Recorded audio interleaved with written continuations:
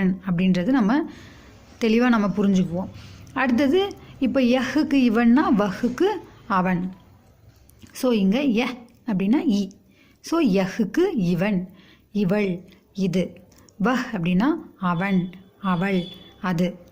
இப்போ இது எல்லாமே he is, she is, it is அப்படின்னு வரும். ஸோ அப்போது அவன் இருக்கிறான்,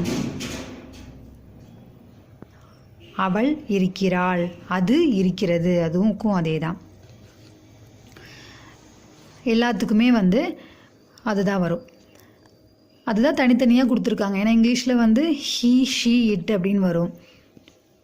அதுக்கு தான் இவன் இருக்கிறான், அவன் இருக்கிறான், இவள் இருக்கிறாள், அவள் இருக்கிறாள், இது இருக்கிறது, அது இருக்கிறது.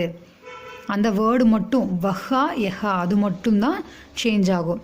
நம்ம தமிழ்லாம் இவன், இவள்,